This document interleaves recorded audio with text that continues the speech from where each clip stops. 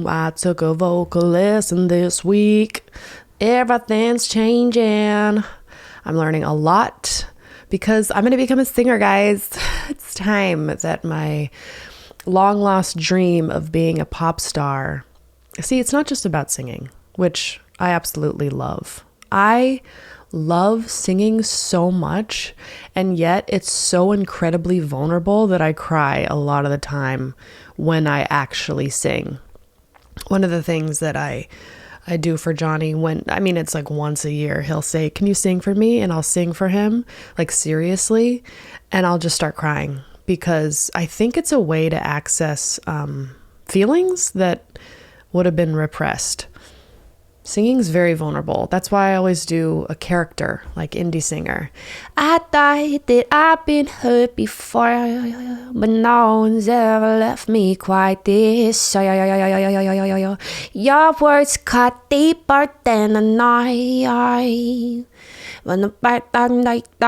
You know, that was one of my first stand-up jokes back in the day.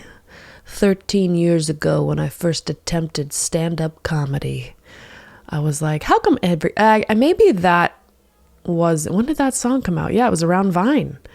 I did stand-up before I did Vine. Maybe not one of my first jokes. One of my first jokes was, hey, I just rear-ended somebody hard. And they got out of the car and they're like, hey, what the heck was that? And I was like, I'm so sorry. I thought you were somebody else.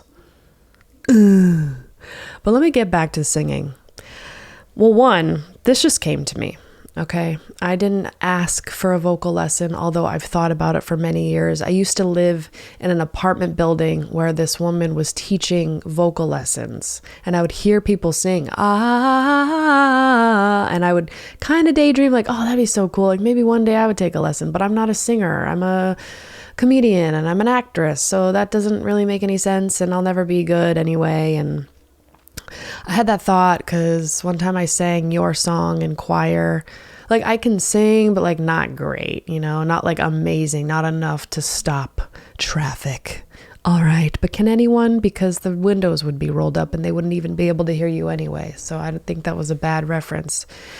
But I sang your song in 9th grade. You can tell everybody that this is your song. It may be quite simple, but now that it's done, I hope you don't mind. I hope you don't mind that I put down in words how wonderful life is. Now you're in the world.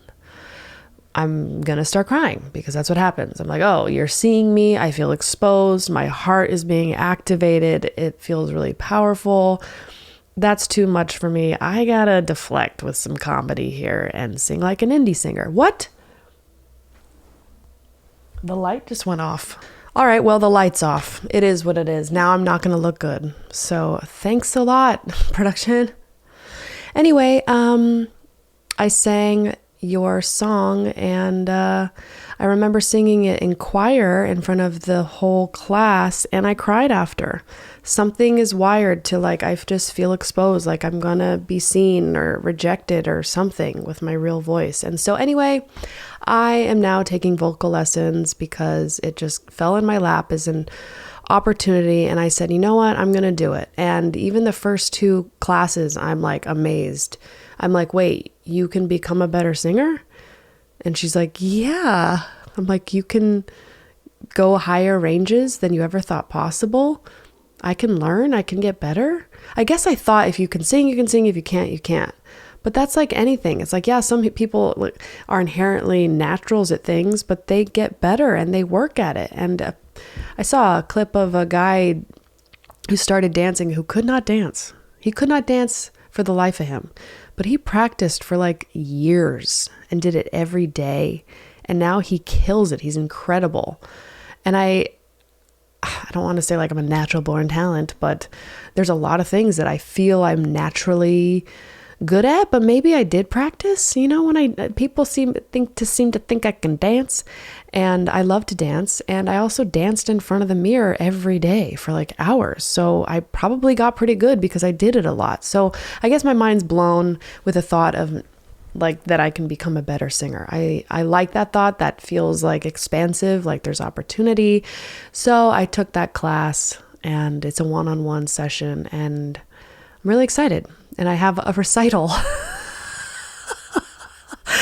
What the heck? I've been doing that with River, my little boy. I've been going, what the heck?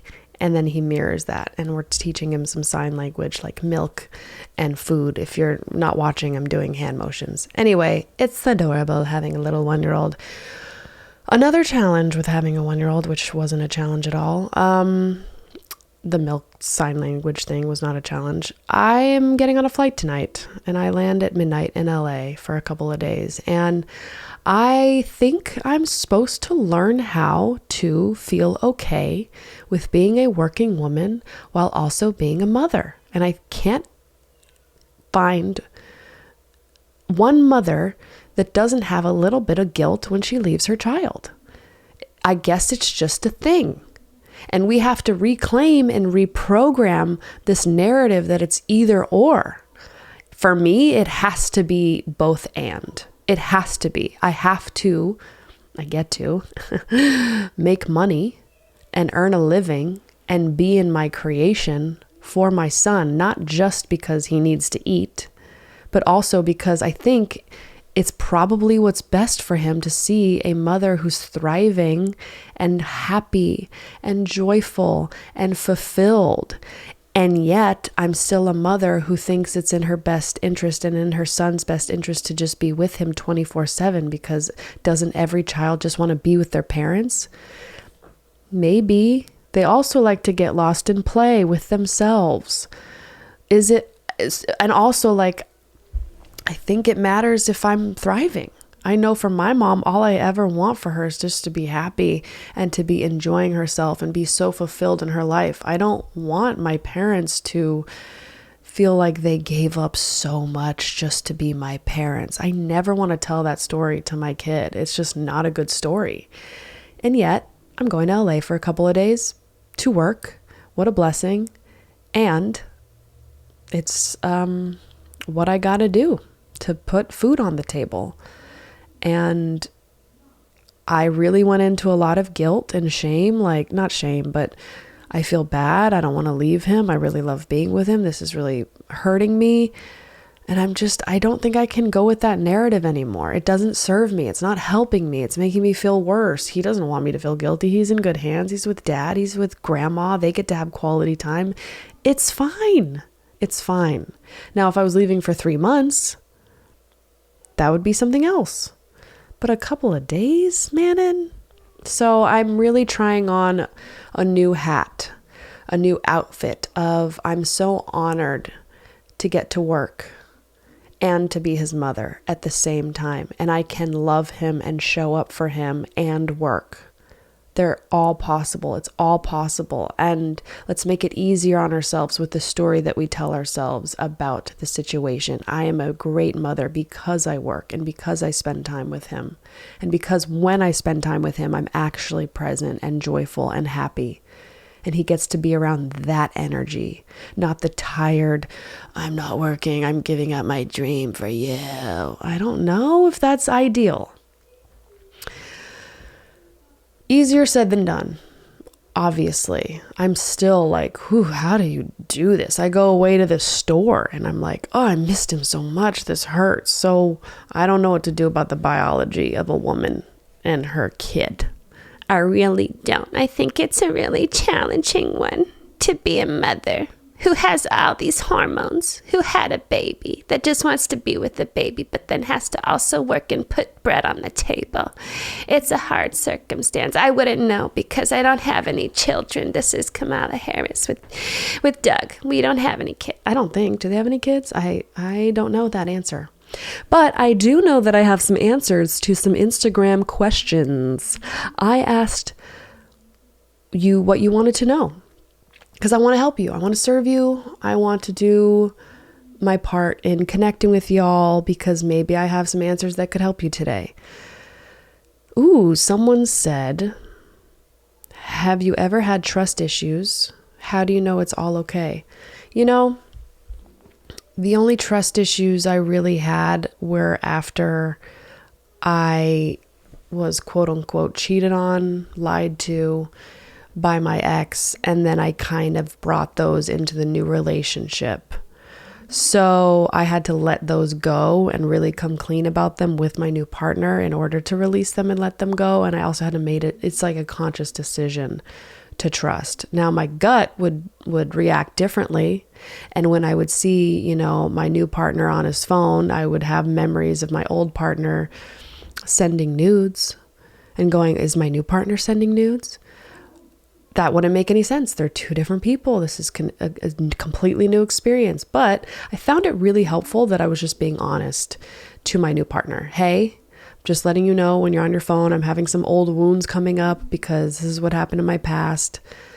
You're not by any chance looking at any nudes, are you?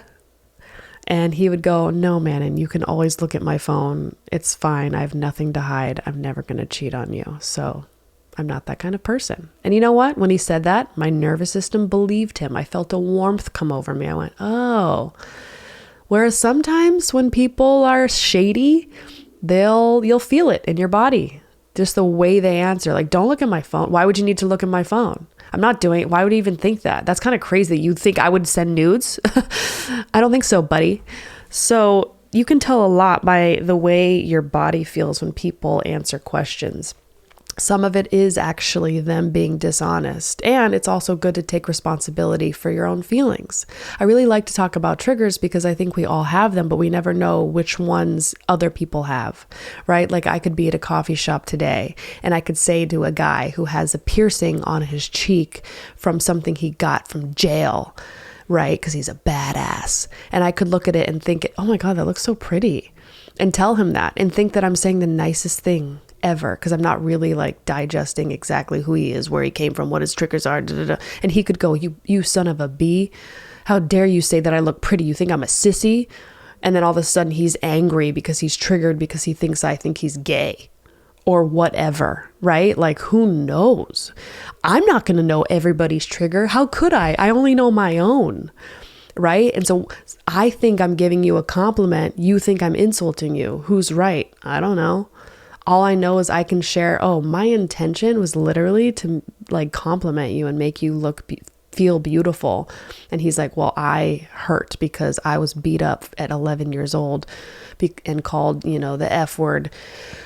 So it triggered that, right? And so it's really important to be aware of that kind of thing and to take responsibility for our own triggers and then do everything in our power to dissolve them. Right? Like we don't have to carry our triggers that we had 10 years ago into today, right? Now Johnny does look at his phone and I'm not thinking he's looking at nudes. I'm really not. I don't think about it. I don't worry about it because that trigger of fear and trust has dissolved. And it takes like really exposing it, bringing it to the light, speaking it out, getting it out, writing it down, sharing it with a friend, whatever it is, getting it out of your body, shaking it out, crying, anything to let it out so that it doesn't dictate your future or doesn't block you from the present moment, right? Because our triggers block us from the present moment. If I'm giving that guy a gift saying, that looks really pretty, right? I know that that's not a normal, usual sentence to say to a guy, I guess, even though, I know some guys would love it. I want to be able to say, that looks really pretty. And if he were completely clear from the past, he would go, ooh, thank you. You're giving me love right now. Isn't that so unfortunate that sometimes we think we're giving love, but it's being received as hate or vice versa? There are some people that are giving hate, but the other person just loves themselves so freaking much. They're like, thank you, because that hate can't get in. So you have sovereignty over your own body.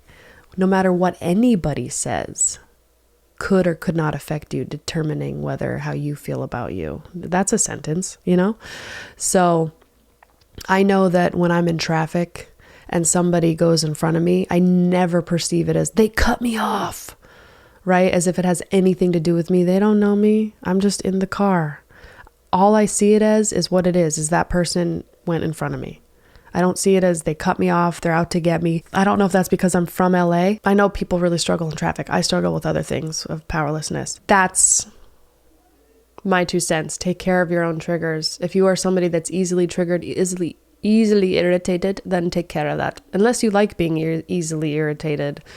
I don't. I want to be unoffendable. I want to be so delusionally, madly in love with myself. I'm not there yet. That somebody could spit on me and I go, rainy today? No, I just want to feel like free. I just want to be free. To me, being unoffendable means I'm so free and I'm like a little child.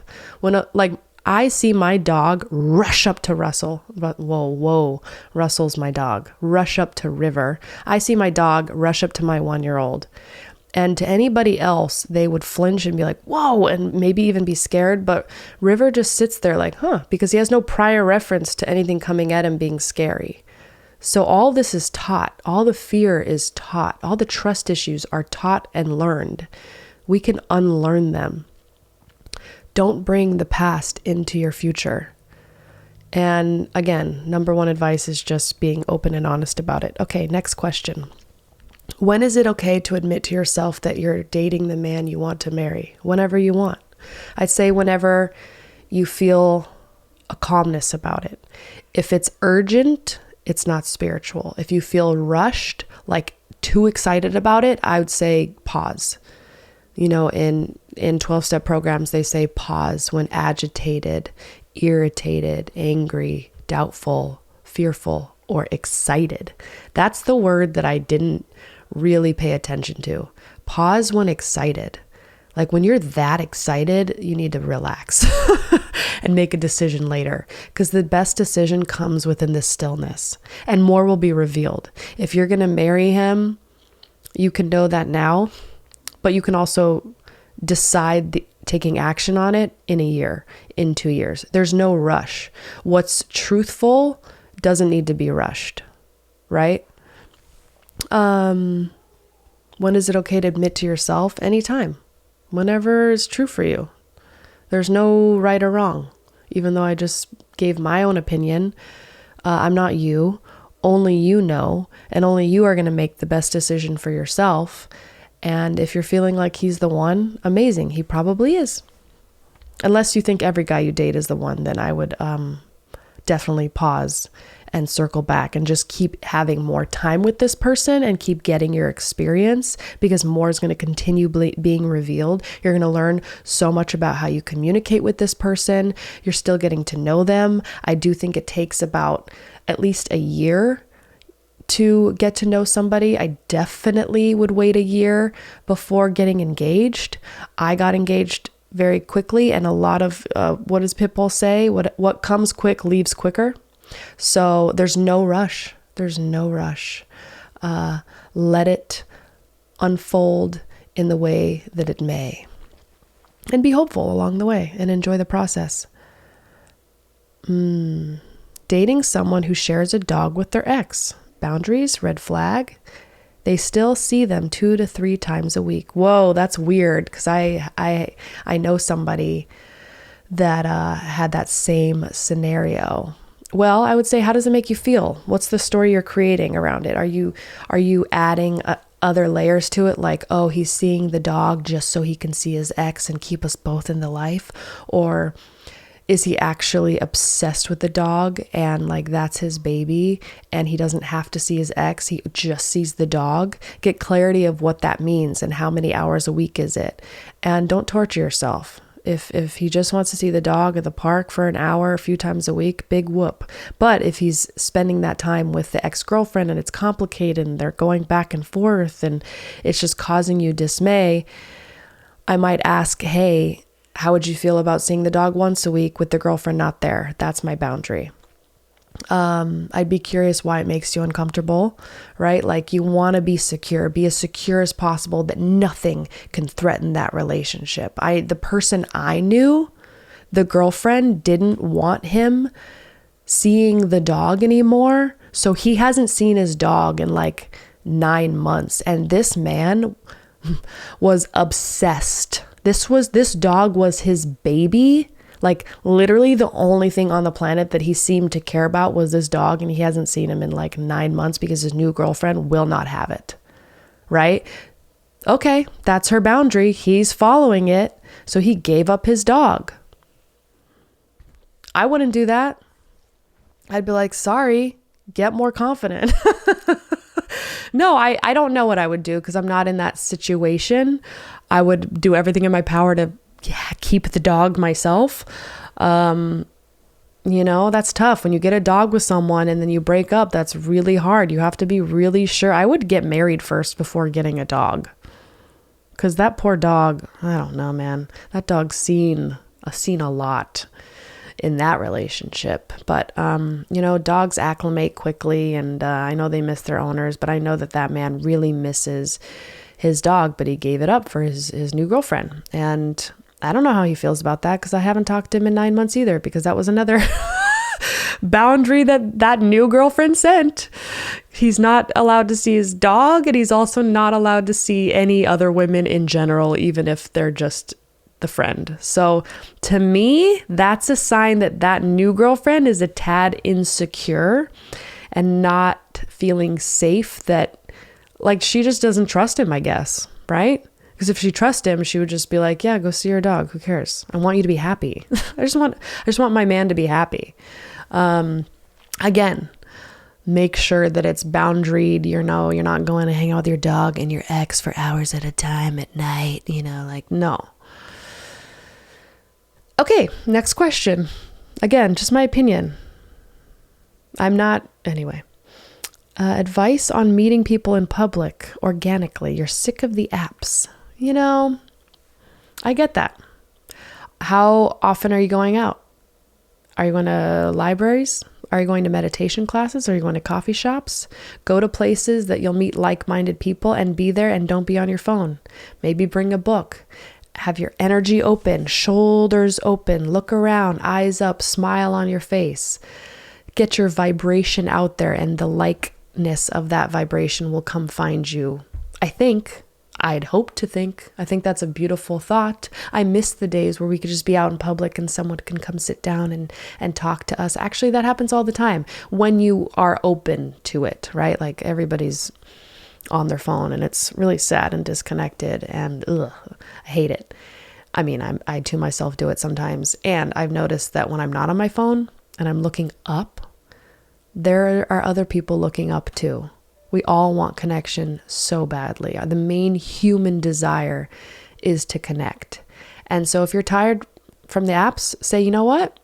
I'm going to go a month or two and make it a point to go out every single day for an hour, somewhere new or somewhere I've been, and not be on my phone, and just see what happens. And start visualizing what you want to have happen. One time I did this visualization in my 20s, and I was single, I was lonely, I was emotional, and this is when I was really deep in meditation. My meditation days. I used to meditate twice a day for 20 minutes, which seems crazy. Even though when I'm feeding my baby and like rocking him to sleep, that feels pretty meditative, but it's not technically real. I was going to say real meditation. It's a different form of meditation. There's dance meditation, there's hiking meditation, there's closed eyes, driving meditation. No, those are two separate things. And I was in this meditation and I was laying flat on my back and I was playing romantic music, and I was like, you know what? I'm just going to visualize something nice, something I want to have happen, which is something, oddly enough, I don't do that a lot. I don't know why. It's almost like I'm just like blank brained a lot of the time, just like walking around looking outward at what's going on right in front of me. I want to start doing that again, because this is what happened. I closed my eyes and I was like, I'm going to visualize like something fun and spontaneous that has to do with a guy. So I closed my eyes and I pictured New York City, Central Park, 5:00, and like kind of chilly. And I imagined standing there in the center of, there's this walkway where they have all these painters and vendors in Central Park. And I imagined this tall, handsome, tan, brunette, curly haired guy, chiseled jaw with a blue pea coat, walking right up to me. He smiles, he grabs my face, and he goes to kiss it, and he kisses both of my cheeks. Sorry. No, he kisses both of my eyes and then my cheeks and then my lips. And it was just like, I think I probably grabbed a little bit of that from The Holiday, which is the best movie ever. And when Jude Law kisses Cameron Diaz right on the eyelids, I'm like, ugh. And so I pictured this, and it just felt so good to picture this, 2 days later, I go to a coffee shop and I'm talking to this guy because I'm not on my phone. And we end up talking for like 10 minutes, and he gives me his number on a little piece of paper, which at the time, it just doesn't happen anymore. Writing your number down, no one does that. And I took the piece of paper, and later that day, I was like, all right, I think I texted him or something, and we made a date. We went on a date like the next day or a week later. At the end of the date was just okay. In fact, I would make jokes, and instead of laughing, he would go, fair enough. Terrible. I really should have been more specific about this vision. But at the end of the date, okay,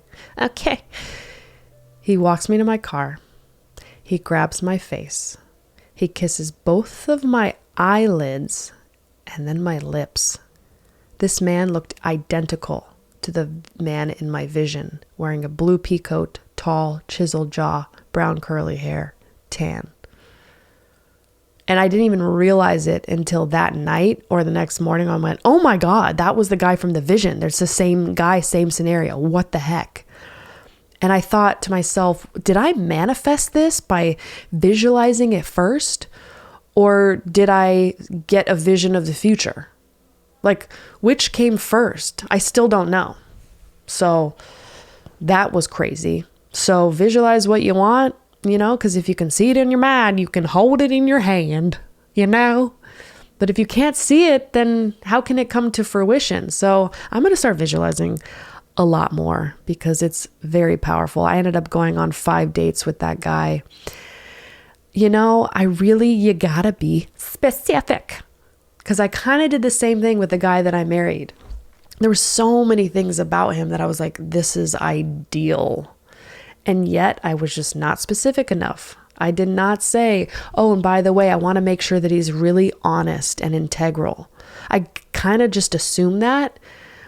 And no, you got to be so specific with your exact partner, with exactly what you want in your vision. Trust me. Because the hot guy that I went on a date with that kissed me on the eyes, he was so boring. He was so boring. I need to be able to laugh with you, or at least I really need you to think I'm funny. And when I tell a joke and you say fair enough, that makes me want to throw up. We hooked up. Anyway, are we going to see the Future musical this Thursday? What are you talking about? Okay. Super close with my boyfriend, but at the start of our relationship, he lied to me. Been trying to shake it off so hard too. Oof. Lying is a tough one. It's a tough one for me too, because then you wonder, okay, they know how to lie.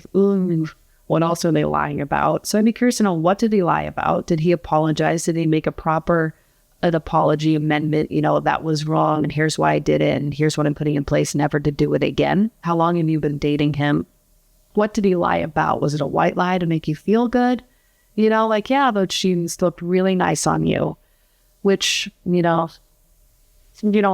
ever, you need to know that you look good in the jeans. You can't ever ask a guy that because they just don't know how to answer that question for some reason other than like, yeah, you look good. Or was it, I am actually Russian and I've been lying because I'm a spy? Because that's a bigger lie. And you told what to be with a spy.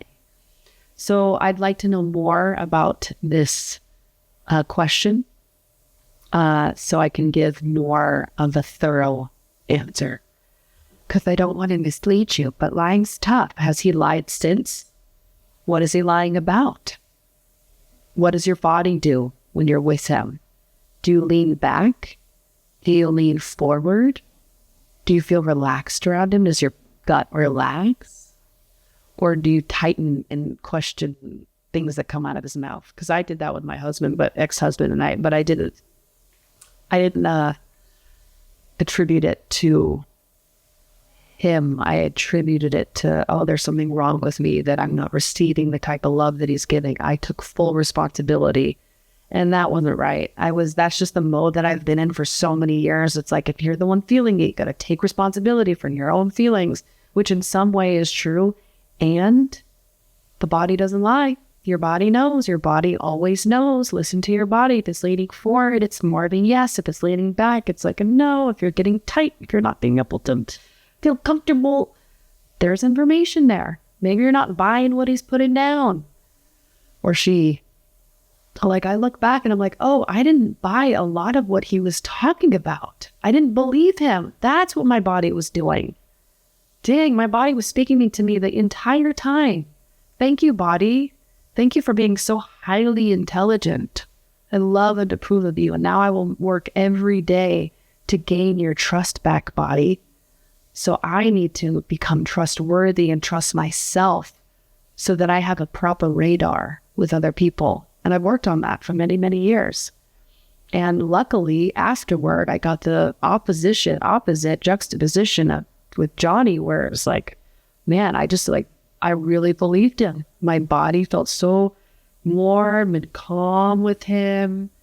And I felt so safe. And I was like, oh, this feels so different. Oh, this is truth. Okay. That makes a lot of sense. And I hope this was helpful. And I love y'all. Please, please, please share this podcast. I'm loving doing it. I hope you're loving it as well. Just find one person to lighten their day if they maybe struggle with some of these questions and you think that this might be useful to them. Share it along. Give it 5 stars. Leave a review. And know that you are so lovable. You are enough. I got you. I got your back. Leave any comments or questions that you want me to answer. I am here and I'm grateful. Manifestation out.